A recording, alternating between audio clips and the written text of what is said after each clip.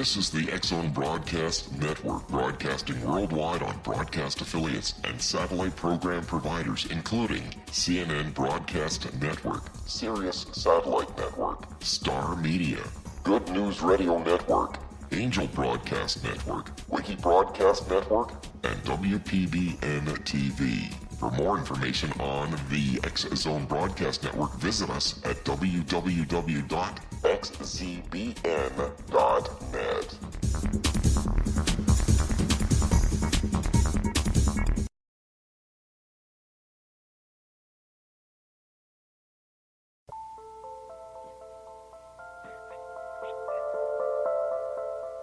And welcome back, everyone, to Paranormal Stakeout. I'm your host, Larry Lawson, coming to you from beautiful and warm Fellsmere and Vero Beach, Florida, the southern command post of the X-Zone Broadcast Network. And it's beautiful down here. And yes, Mr. McConnell, I am bragging. We've had beautiful weather here in South Florida. It's getting ready to change, though, folks. There's a big old storm front's coming through. But today it was beautiful. And to keep the sunny disposition that I have with the weather, tonight we got a great show. Got Big Jim Jones, the founder and chief investigator of the Paranormal Research and Investigation Society of Maryland, otherwise known as PRISM, with us tonight. Jim is a 22-year Maryland law enforcement veteran, and he brings that training and knowledge of criminal investigations and police procedure to paranormal research, referring to it as deductive reasoning, which is a word we use in law enforcement all the time. Researching the paranormal since 1978, Jim is a historian as well. Both Jim and his team are involved in historic preservation work in locations such as the Baltimore Museum of Industry in Baltimore, Maryland, and historic Fort Mifflin in Philadelphia, Pennsylvania, a place that I've always wanted to go.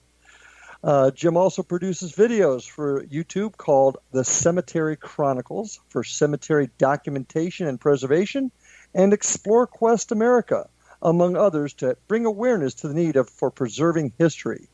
He also has appeared in the May 2011 episode of Animal Planet's The Haunted in an episode called Stalked by a Vampire. Jim is a presenter and lecturer at numerous paranormal conventions and shares his passion with others in the field. Big Jim Jones, welcome to Paranormal Stakeout, my friend. Thank you, sir. I mean, it's an honor to be with you tonight. Yeah, it's great to have a brother in blue online, and I'm really anxious to talk with you about how y'all do things up there in Maryland. And for starters, I love your motto. I go to your website, and I love your motto. Ghost chasers are in it for the fad. Ghost hunters are in it for the hobby. But paranormal investigators are in it because it is a passion. Great line.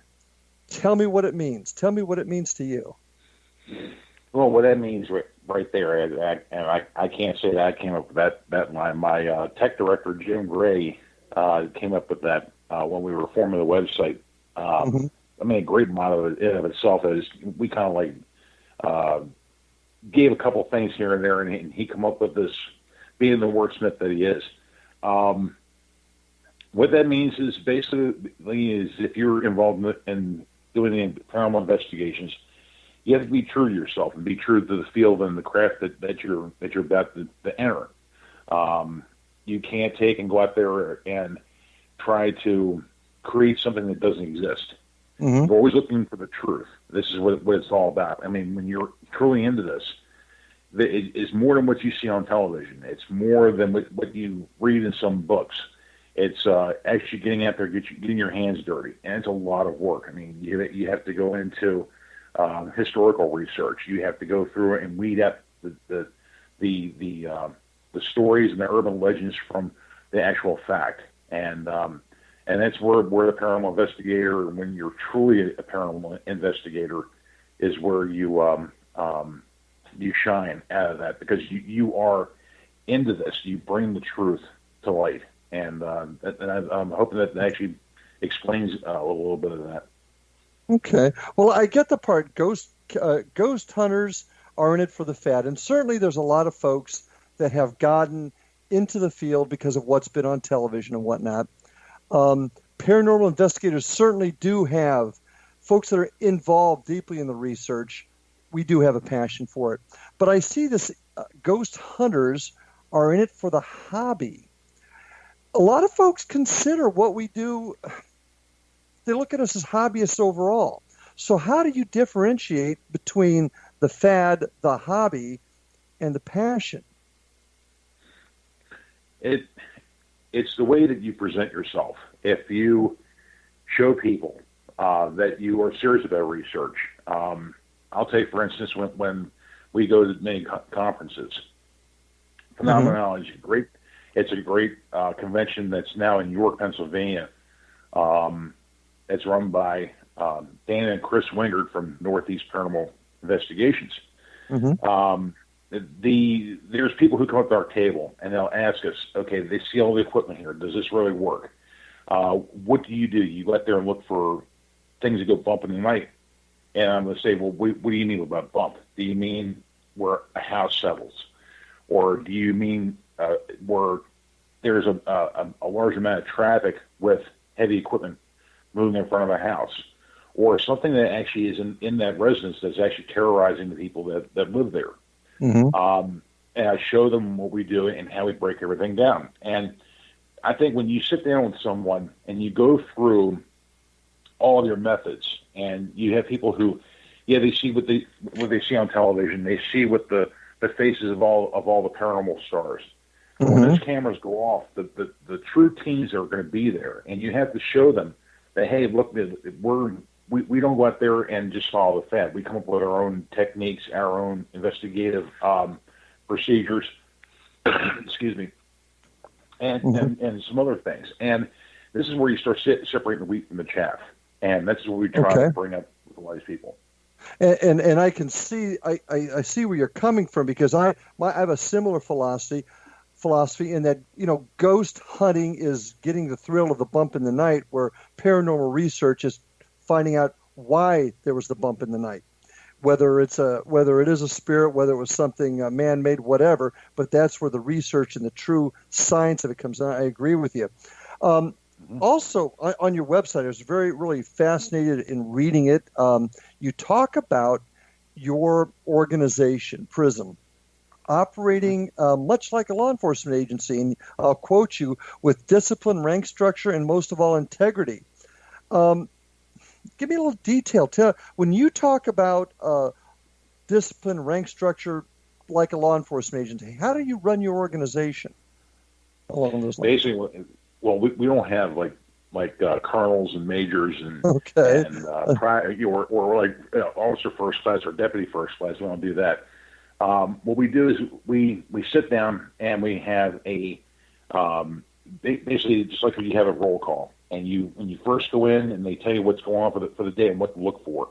And this is how we do our meetings. Before we do any kind of preliminary meeting with clients, we'll actually call the team together to see who's available to go. So we have our tech director, Jim Gray, assistant tech director, and we have the investigators. We also have people that are on our team that are structural engineers. We actually have a physicist who actually built one of our first DVR systems. And so we have a lot of people who are into many aspects. And being with law enforcement, we do plenty of writing, especially like they say, trust but verify, or everybody else we run through NCIC. Okay. Kind of a thing like that. And what you're trying to do is you're whenever we have the members get together, we go over a lot of the data and we start disseminating. Well, if we do the investigations, there's a paper trail, and everybody's involved with it. When we go to a location to interview someone on a preliminary investigation, if there's 3 or 4 members of the family, you separate everyone so that way that you can interview them with the same questions. And it seems redundant, but it's done for a reason. You're actually weeding the wheat from the chaff. Because these people will actually feed off of one another, and you want to make sure you get the story straight. Because a lot of times, just like we do with suspects, with suspects and witnesses, we separate them to get their side of the story, and it's not being influenced by another party. That's what you're essentially saying. True. Right. Absolutely. Okay. And now, on top of that, you have to make sure that when you do collect all of your data, you're not going to take and cross-contaminate that, and try and have any undue influences on that. So that's the whole point, just like that. Okay, so if I got this, you kind of like have a briefing prior to the investigation. You have your team leaders go over their particular areas. Is that how I got that? Your team leaders will go over their tech part or if I got that right? Right. We do the program during the preliminary. You have people who will be separated, do base readings, and then we have other investigators that will separate the parties and do the separate interviews, and then do the walkthrough, things like that. Just you have to clamp everything down, just like a crime scene. Okay, so and then you document everything. People are writing during the event, documenting things as they happen. That type of procedure structure. And that's true. Yes, we have a standardized form which we use. We have certain questions that you're going to ask. You're actually going to delve into what kind of medications that they do or what they're on, and if there's any kind of outside influences. And you're just trying to narrow things down. Everything is strictly confidential. Nothing, and we actually have a non-disclosure agreement that we sign with everyone. And nothing gets released to the public unless they wish to do that, and it's on their own. They take the lead on that, but we don't do that. And we just to make sure that we're there to, get to the core problem, whether it is paranormal or whether it isn't. Okay. Well, let me ask you this: in your area, how many paranormal teams do you think operate in your area of the country, if you had to guess? If I had to guess, in Maryland, I think there's only 2 teams. I think my team and Northeast Paranormal Investigators. I think they're the only 2 I think is in Maryland that basically operate that way, because we've worked with them before on investigations. And we did a school in Baltimore, and it was run basically the same way. Okay, I guess what I'm getting at, do you encounter other teams that have different methods that may not be as strict as yours are, and how successful are they, if you have any knowledge on that? What I'm trying to get at is how successful your structure is as compared to other groups in your area. That's what I'm trying to get at. Oh well, like with mine, I think with our group, I think that we work out pretty well. I think that we go to the point where we almost become redundant, this is done for a reason. Other teams, I'm not going to criticize them. Everyone has a different way of performing things, but too many of them are following the patterns that they see on television. They're using the lingo. They're using different things, and it's kind of disturbing. You need to develop your own investigative techniques and what works best for you. And with us, it's more because I have several members on my team that are active and retired law enforcement. So we have our what was beating our heads for 6 months in the academy, and then what we've learned while we were on the street. And you use those type of techniques to go in there, and it actually works best for us. Like especially during when you're doing the interviews, and you can narrow things down. You have like we always said that we always have a gut instinct. Go with it. It's always what the instructors always tell us in the academy. But the thing with us is where we go beyond that is that we're not using the Fisher Price Tinker toys you'd get at Toys R Us. We have equipment that we've made ourselves, or we have something that's tried and true, which we gotten from other companies. Okay. And but always revert back to your training, like we did in the academy or on the street. Also, you want to use the good old recorders and cameras has always been the best standby that you can do when you do an investigation. Well, we're getting ready to take our first break here, Jim, and when we get back, I want to talk to you a bit more about equipment. I want to talk to you a little bit more style and maybe overall structure when it comes to conducting investigations. So stay with us, folks, as we talk to Big Jim Jones of PRISMd out of Maryland. Be right back, folks.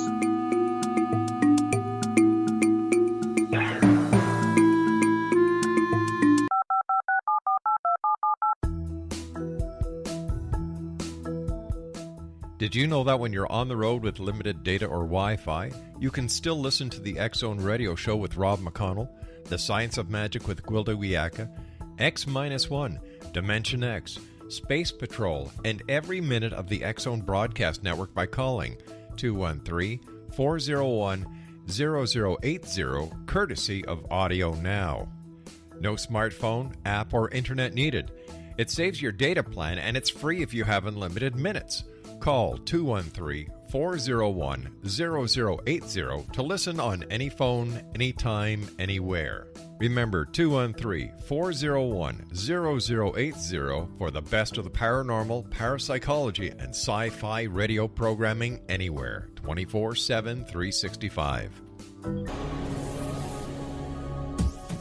This is the X-Zone Broadcast Network, broadcasting worldwide on broadcast affiliates and satellite program providers, including CNN Broadcast Network, Sirius Satellite Network, Star Media, Good News Radio Network, Angel Broadcast Network, Wiki Broadcast Network, and WPBN TV. For more information on the X-Zone Broadcast Network, visit us at www.xzbn.net.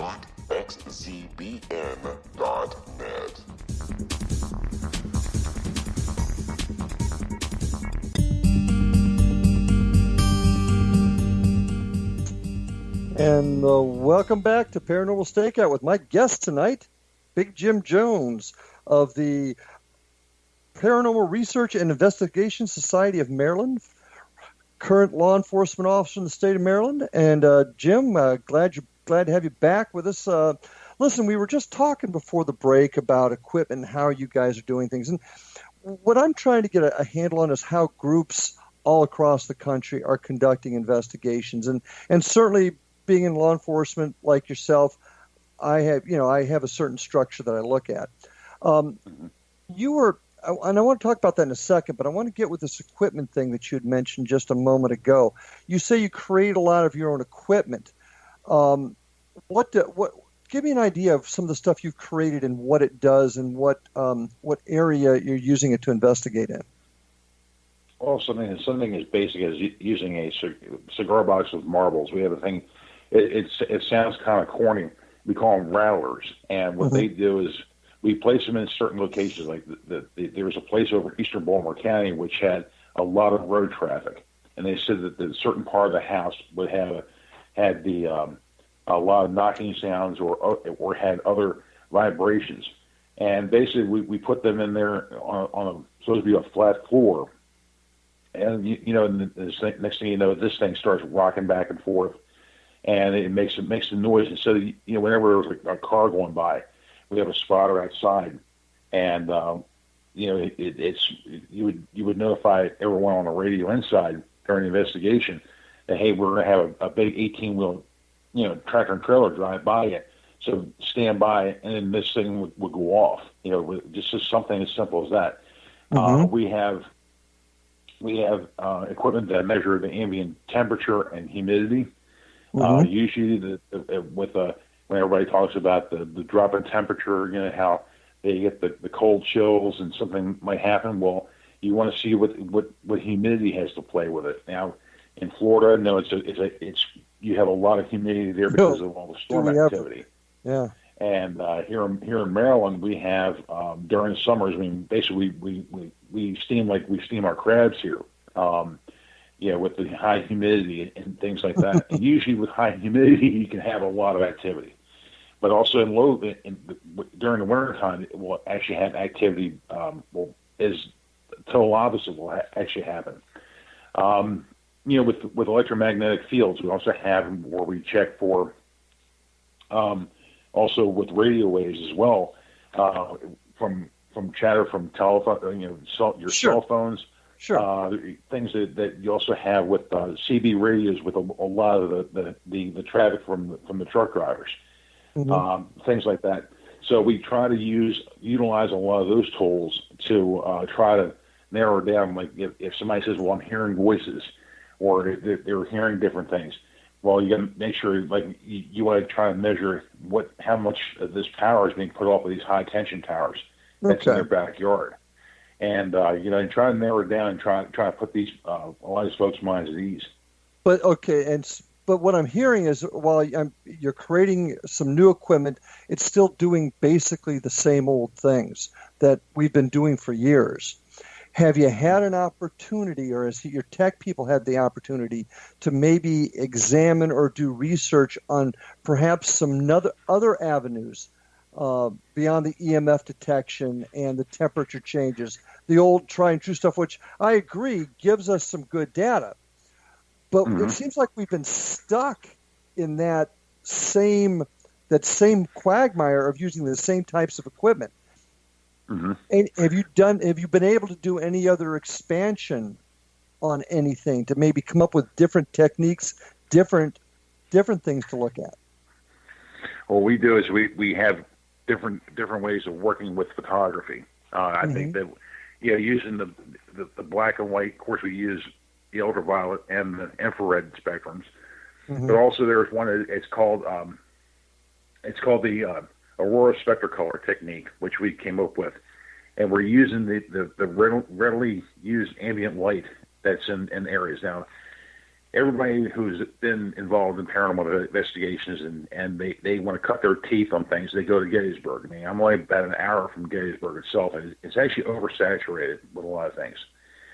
And but it's a great place for a photographer to go. I have a degree in graphic arts, major in photography. And so using cameras and using the ambient light, which you already have with no other outside sources, and you can actually run through programs. There's Snapseed that's on, you can get on your phone or some other ones. Many of those have filters, and you go through different layers, and you can actually pick up things, and not so much as matrixing. Like many of our cameras that we use with the infrared and the ultraviolet, you start going through a lot of the filters and going through a lot and just taking off layers to see what you can find. Okay. It's one of our better things that we actually come up with and we can work with. And it's not difficult to really work with. It's just more time consuming. And that's another thing that you can add to the whole repertoire.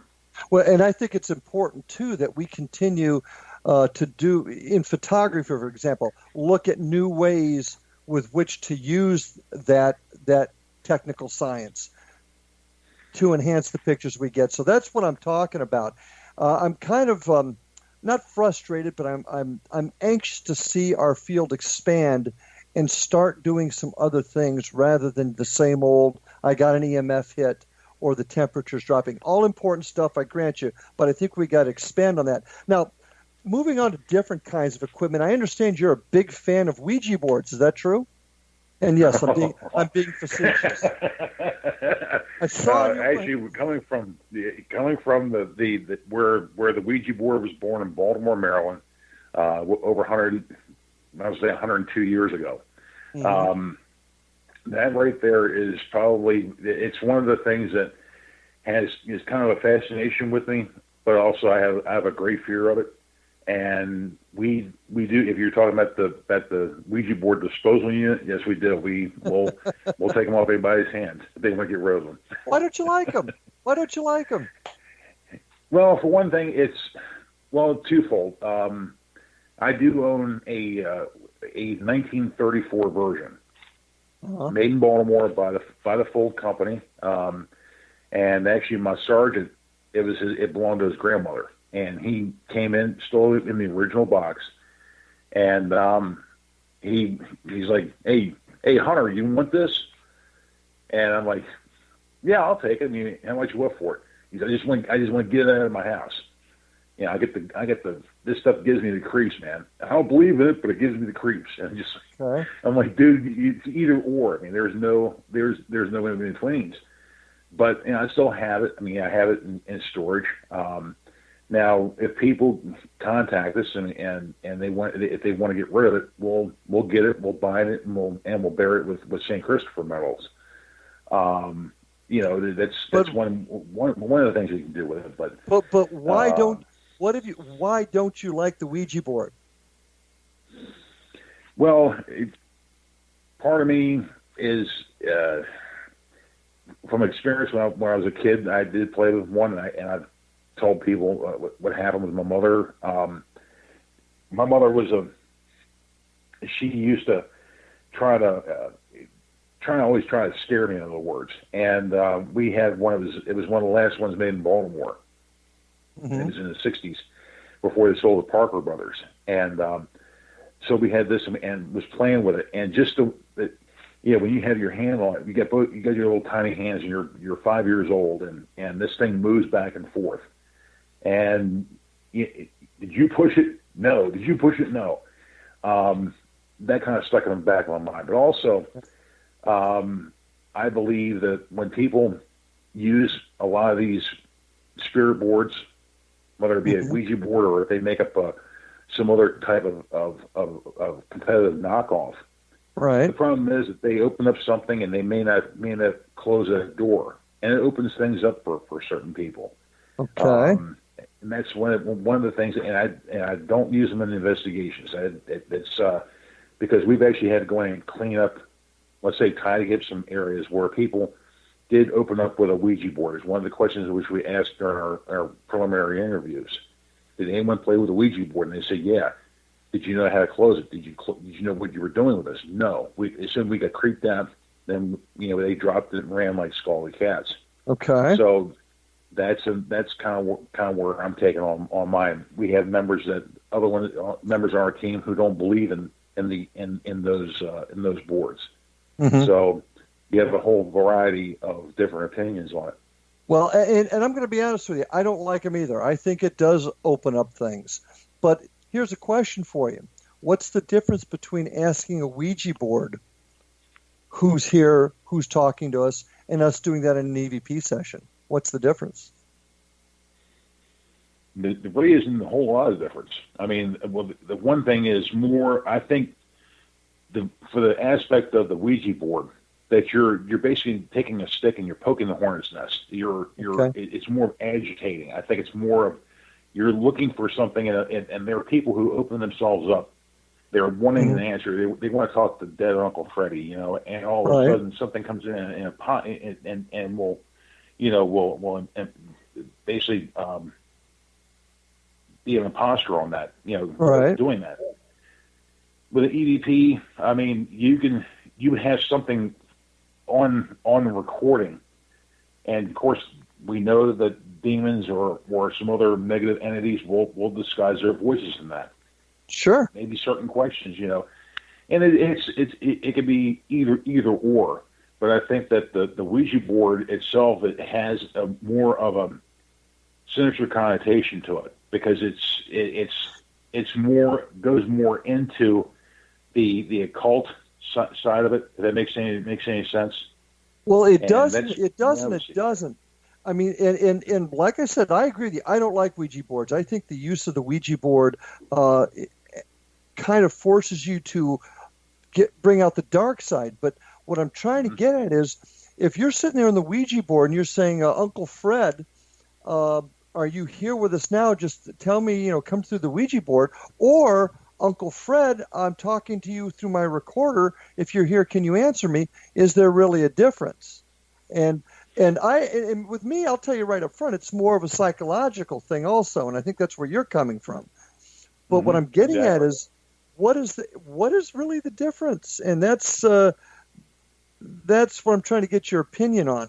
With me, I'll tell you right up front, it's a psychological thing. I think Ouija boards are just open up portals that you can't close. I agree with you that. But I do see a contradiction between doing that and flat out asking with a recorder, Uncle Fred, you're with us.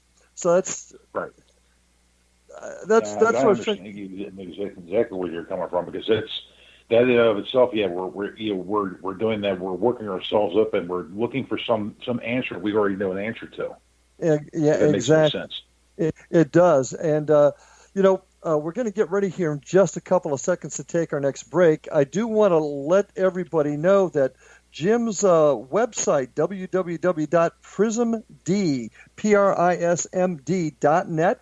Visit it. You'll get a chance to look at his website, get a good idea where his group's coming from. Also, I'd like you to check my website out, www.paranormalstakeout.com. I would love to hear from some of you folks out there on the shows. Jimmy, we're going to take our next break here in just a couple of seconds. And when we get back, I got some other things I want to ask you, get your opinions on the world of paranormal research. Stay with us, folks. We'll be right back.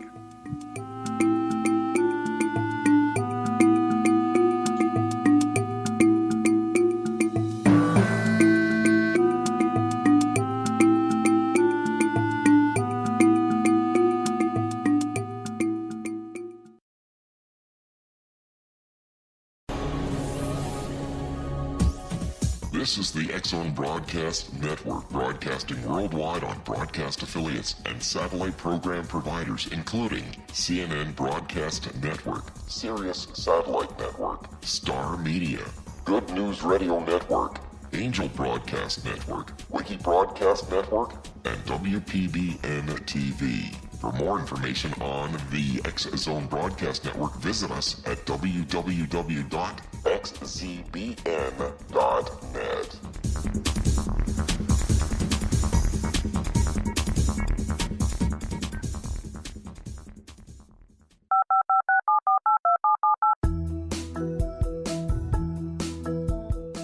Did you know that when you're on the road with limited data or Wi-Fi, you can still listen to the X-Zone Radio Show with Rob McConnell, The Science of Magic with Gwilda Wiyaka, X-1, Dimension X, Space Patrol, and every minute of the X-Zone Broadcast Network by calling 213-401-0080, courtesy of Audio Now. No smartphone, app, or internet needed. It saves your data plan, and it's free if you have unlimited minutes. Call 213-401-0080 to listen on any phone, anytime, anywhere. Remember 213-401-0080 for the best of the paranormal, parapsychology, and sci-fi radio programming anywhere, 24/7, 365.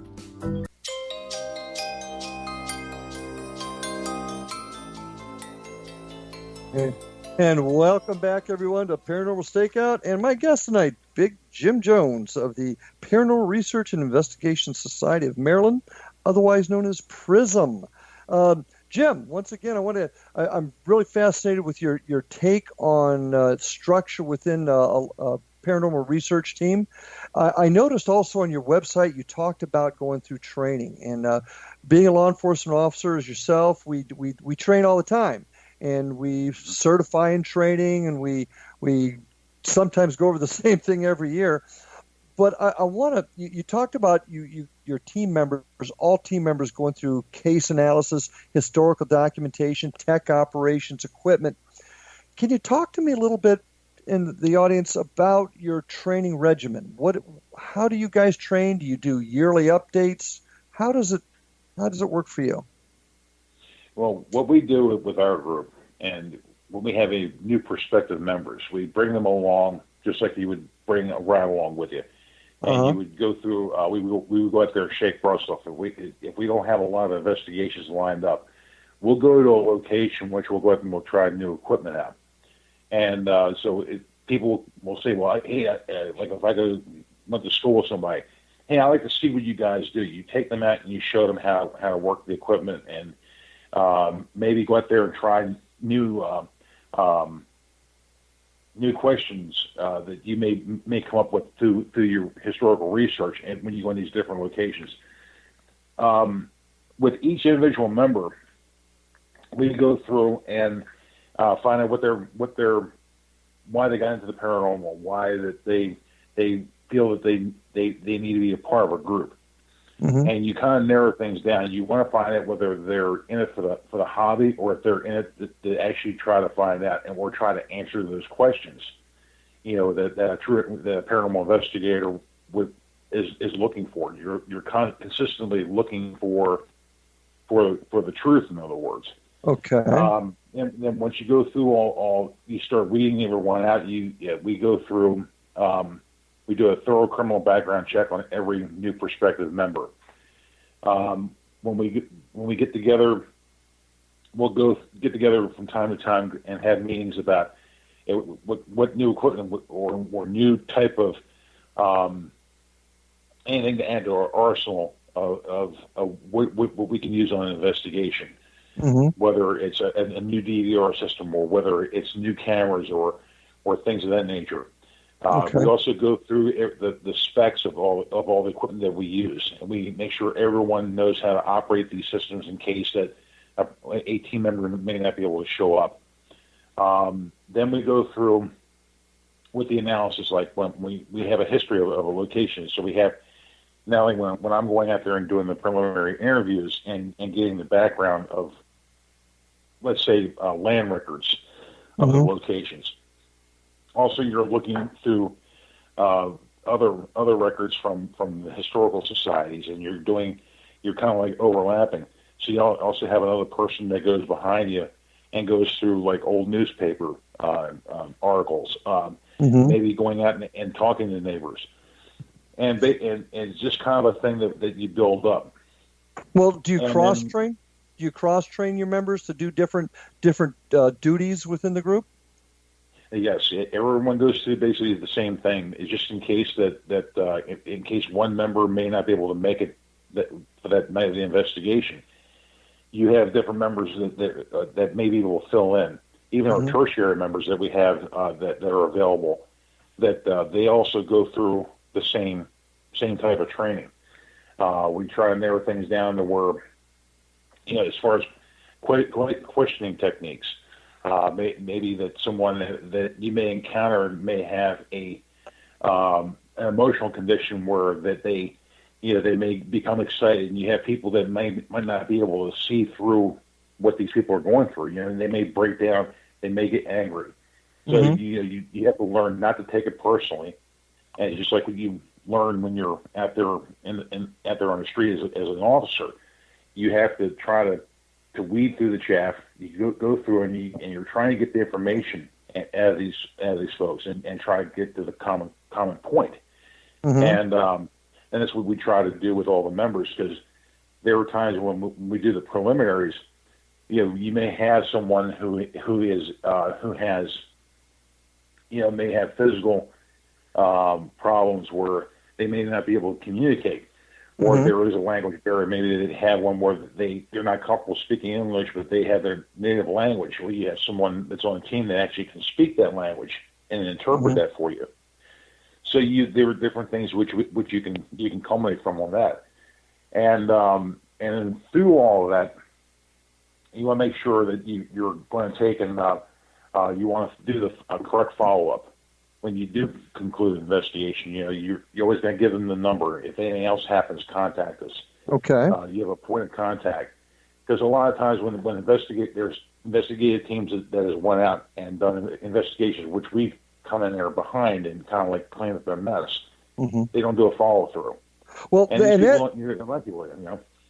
that brings me to another question. You mentioned earlier that everybody has to find their own style, but like you're up in Maryland, I'm in Florida. We may have a different style of interviewing a suspect, but still there are certain structures that remain the same. In other words, how we start the interview, how we conclude it. Do you teach your people to use a similar structure, even if maybe their style in asking a question is different? Do you still stick with a standard structure? We have a standard protocol, which we have a question and answer list, which we go through. We ask the same set of questions, and then we also have an addendum, like you have for a supplemental on a report. And if they ask them any other questions, it might be something out there as simple as, well, let me tell you about this other part that happened to me. Okay, well, they'll take down the information that way. Okay. You kind of let them kind of spill their guts to you, and you just sit there and you listen. And there are certain things that you can pick out of that you can actually fill in with the report, or the fill in the blank report, basically, which we have. And like what if they were on any kind of certain medication. Well, before I went to bed last night, I'd take an Ambien, and or like there's things which we tell people. It says it always happens around time when they're sleeping, and where they have vivid dreams. I tell everyone, keep a notepad by your bed. Okay. And as soon as you wake up, right what you dreamed down, or if something happened in the middle of the night, look over the clock. First thing you do when you get up, you look and tell me what time did it happen. Look outside. Was it raining? Was it clear sky? Okay. What was the weather conditions? So you're going to encourage all your folks to ask those same questions, whether it's in a different sequence, but they're going to all ask the same questions. I guess that's my point. It's the same question, right? Okay. And just a way of packaging it, and not so that the people that you're trying to help that feel that they're being entrapped on something, or you're trying to mislead them. No, it's a way of getting to the point. That's what you want to do. Just like old Jack Webb used to say on Dragnet, just the facts, man. I mean, that's basically what you want. Exactly. And would you agree that, and this is just my opinion, I don't know how you feel about it, but while we all have different styles of speaking to people and maybe different ways of expressing, if we were all asking the same structure of questions and following the same structure of an investigation, do you think that we would get more consistent evidence and information across the board from teams all over the country that we could use? For example, much like it is standardized. Everything where it's cut and dried. It's more of a control structure, like what you and I go through as far as with our training in the police academy. Mm-hmm. I would say yes. I mean, you have to have some other thing, because you want to be able. This is the way you can actually start separating a lot of the urban legends and the myths from the actual facts. Mm-hmm. And you can also see where the people who are truly into and who are actually credible, I'll say, in that field, than it would be for someone who's just they watch like 20 or 30 hours of paranormal television, and all of a sudden they deem themselves as a paranormal investigator. Yeah, well, and that's a whole different subject we could spend time on. But that does bring me into another interesting little area. I noticed also on your website, I really enjoyed looking at it. You made a comment in there, or your website does, that you are a fact-finding group, and you're not Egon Spengler and Ghostbusters. In other words, you don't go in there and zap them with the proton ray and make the spirits go away. I've got an issue with groups that go out there and say, we're here to help you and we're going to solve your problem. And I noticed you didn't say that in your website. You said we're fact-finding. We try to find out the answer. What do you think, and how often do you run into groups that go in there and say, we're going to solve your problem and make the spirit go away or make them nicer to you, whatever? How often do you see that? And how do you avoid getting caught up in that little bit of a mess with clients?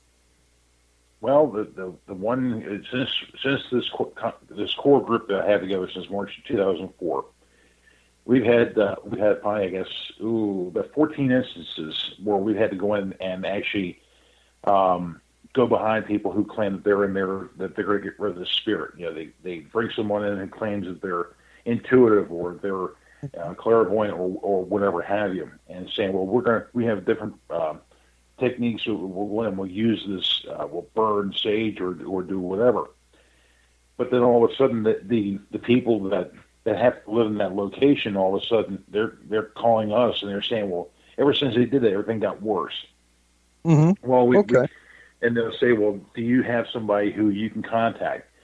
Well, with our team, what we do is, like I said, we're fact finders. We go in, we interview everyone. We do the investigation. We follow through, go through the hours and hours of video, audio, and still photography. And then once we go through all the data, and if there's anything that might be there, we present them with the evidence. Okay, that you may have something there. Mm-hmm. There was a case that was in Crownsville, Maryland, which we did one, and God rest her soul, the poor soul died about a month after we turned all the evidence over to her, and which we did after all those hours. We actually have a shadow figure which materialized and dematerialized in front of one of our cameras. And we also, about 20 minutes later, had a partial apparition came towards the camera which we had. Mm-hmm. And and it just reaffirmed that she wasn't crazy, because there's many other teams that kind of dismissed her, thought that she was some kind of a loon, and she was perfectly sane. There was nothing wrong with her, and it reaffirmed what happened with her, and because her husband had passed away the year before. Right. But when you know, with a lot of these, like we said, we go in there and we just do the fact finding. We turn everything over to them, and they'll say, "Well, hey, I want to get rid of this thing. How do I do that?" Well, that's up to you. Now we have people that you can contact, and we can, you know, if you want to contact them, we have certain people who we can actually turn to, like clergy, such as that. Okay. And it's up to them, because it's up to them to do it. And just, we got to go. We're getting ready to go to our last break here, Jim. When we get back, I want to talk to you about how you vet these people, because that's a big concern of mine, is giving people false hope. So we're going to talk more about that, folks. Stay with us. We'll be back to you in just a few minutes.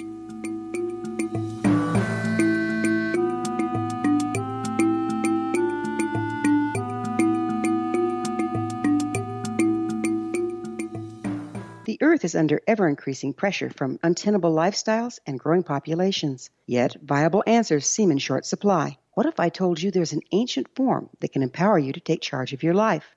What if your entire family could be enfolded and supported by life itself, finding safe passage through challenging times? I'm Gwilda Wiyaka, founder and director of Path Home Shamanic Art School, with great news: an upcoming series of leading-edge online affordable classes based in an ancient form of shamanism, easily learned and used by your entire family. Galactic Shamanism, Art of the Ancients, Key to Tomorrow are a series of online adult and children's lessons instructing your entire family on natural law, how to cooperate with and be supported by the powers of the universe. Visit findyourpathhome.com to find these unique and powerful classes. This is the X-Zone Broadcast Network, broadcasting worldwide on broadcast affiliates and satellite program providers, including CNN Broadcast Network, Sirius Satellite Network, Star Media, Good News Radio Network, Angel Broadcast Network, Wiki Broadcast Network, and WPBN TV. For more information on the X-Zone Broadcast Network, visit us at www.xzbn.net.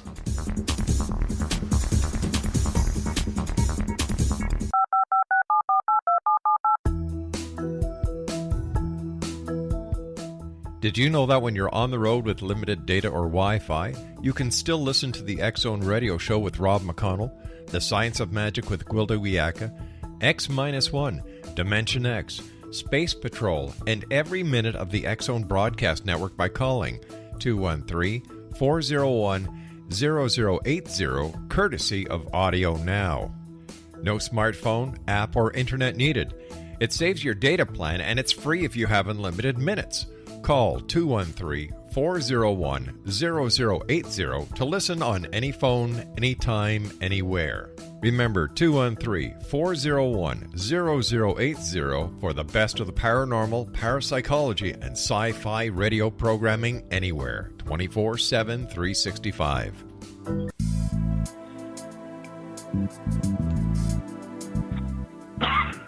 And welcome back to Paranormal Stakeout. Our show has gone fast tonight, Jim, but we got Big Jim Jones with us tonight, my guest. We're talking about his work up in Maryland. Jim, just before the last break, we were talking about you go to a case, you find something out is going in the house. You may even be cleaning up somebody else's mess, as you said. And that's one thing that really bothers me. I think it's really hurt our field, our people that they may even have the best intentions. There's charlatans out there, but there's also folks that have just enough knowledge to be dangerous, and they don't mean to harm, but they do, or they don't mean to say they can do something when they can't. Mm-hmm. But you come across a case, let's say you suspect some sort of demonic activity if you go in that direction, if you find something in that direction. How do you vet? You say, okay, I've got somebody to help you with this, a member of the clergy or whatever. How do you vet that person to make sure that they can do the job also? Because they are going to represent you if you send them. So how do you vet them? One of the things is through personal experience with some of these people. With us, we have an Anglican priest that's a good friend of mine, and matter of fact, his father was a Maryland State Trooper. Okay. And for one thing, and it's also with through many people who I know through the police profession that are also in the paranormal. It's people that you can trust with your life. Basically, it's your gut instinct in certain instances. But also, when you vet a lot of these people, you also want to make sure that there's they're not into it for fame or fortune too. I mean, it's more the people that have been out there trying to work with them. A lot of times with many of these folks is that they simply don't have the way of the Lord in their life. Maybe they need a little uplifting. The case that we did for the haunted, matter of fact, it was very dark. They actually had someone who lived in their basement that was a Satanist, and they had no idea. And but it was a jinn case from that episode. But what kind of case? It was a jinn case. Explain what that is. That means it's in a Masonic lore is where you get genie in a bottle, and basically in Islamic lore, it means that God created heaven and earth. He also created angels and jinn. When he created mankind, he ordered the angels and jinn to serve mankind. The angels submitted. The jinn didn't. I mean, jinn is spelled D-J-I-N-N.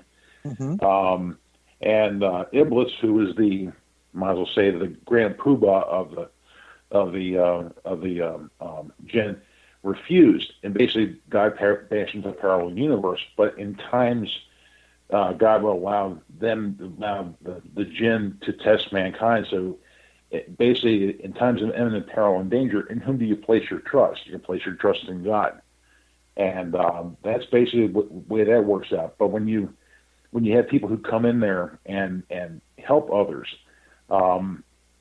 such as clergy, maybe they have somebody as far as we know that's within the psychological field as well. Our tech director used to work for Shepherd Pratt Hospital in Towson, which is a large psychiatric hospital. He has people who are that are psychologists that can come in and actually talk with people. And once we leave the location, they feel there's something else going on, and they would go in there and it would be a calming effect. They would actually ask them deeper questions than what we do with our standardized questions, and to see if there was anything underlying. Maybe that they may need to start looking at other avenues about trying to bring help to themselves. Okay.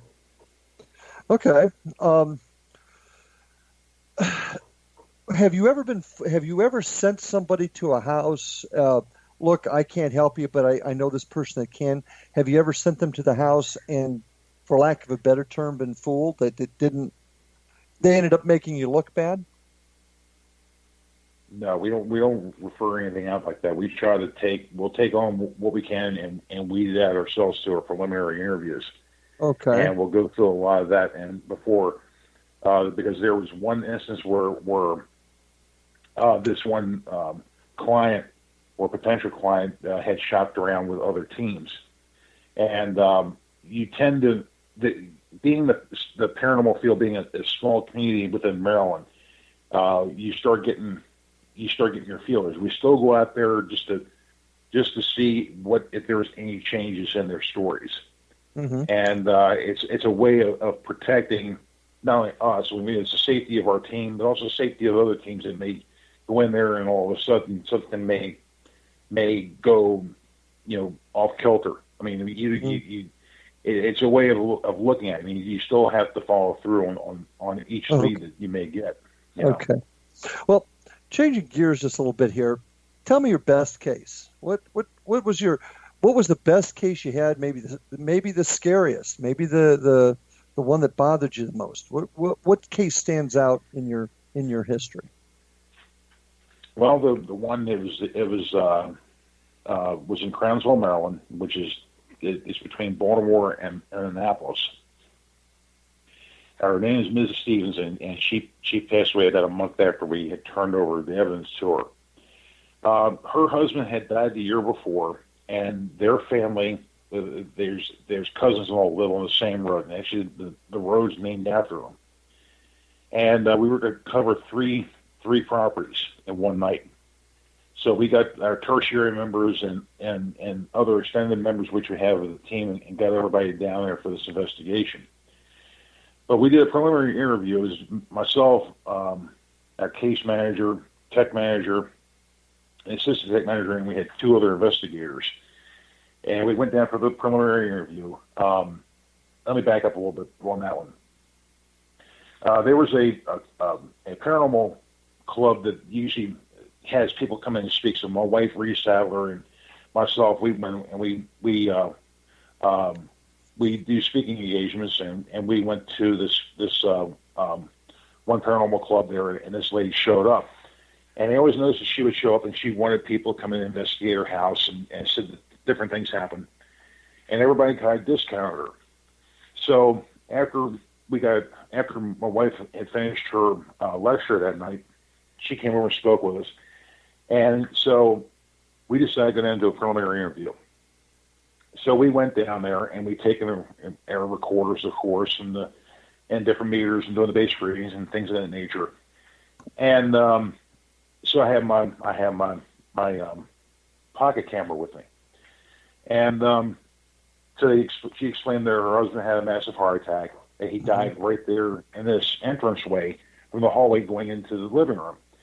And they said every time, whenever anybody's over, and she showed the photographs, it's this light anomaly of his first initial and his last initial of his last name, like right, Stevens, and it would show up on camera.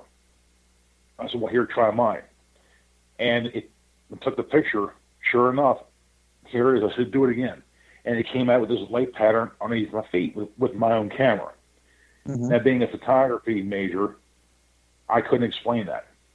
There was no way. I still have the photographs today. Interesting. But we don't put it up on our website. We don't do that out of respect to her. But we do show the video of the partial apparition that came towards the camera, and the shadow figure that actually came through, because we cover everything up with weed-stop fabric, blocking out any kind of ambient light, especially reflections of televisions and brass accoutrements around the fireplace. Right. And you had this shadow figure that pops out and comes in the view and then disappears. So we hurried up and went through it. Once we got this in our hands, we made sure we contacted her and her son, and we went down one night, and she was there, and she wanted to fix dinner and everything. I'm like, no, we're here, we want you to see this. And we sat her down and explained that to her, and she explained that, she was seeing visions, she says, by angels, showing her in blips of like a light pattern in her bedroom of half the earth underwater, half of it on fire, and things of that nature. And she thought it was kind of prophetic. And but we didn't get anything like that, but it said, hey, we did get this. And all of a sudden she had tears of joy coming out of her face, and she says, well, I'm not crazy. And we said, no, you're not crazy. Wow. If this brings any kind of closure to you, maybe, this is, because there was nothing negative that she felt down there at the house. Oh. Mm-hmm. And it was almost like a welcoming thing. And so we were at Phenomenology the following month, and well, I hate to rush you, but we're getting towards the end, so I got to get you to wrap up this the story. Yeah. So what happened was we found out that through one of the friends of ours, did you hear about Miss Stevens? I said no. She died a month after we gave her the evidence. Wow. And that was probably the most heart-wrenching thing, because it's, you brought happiness to someone and you closed something out to prove that they weren't crazy. Yeah. But this is part of the sad fact that you have to go through it, and but it's also what we do. Like this happens. This is what we do, exactly. And folks, and we're getting towards the end of our time now. I want to remind remind everybody, go to Jim's website, www.PRISMd, P-R-I-S-M-D as in Delta.net. My website, www.paranormalstakeout.com. See the rest of our great programming at www.xzbn.net. Jim Jones, thanks for being with us tonight. Folks, thank you for joining us, and we will see all of you on the other side. Good night, all.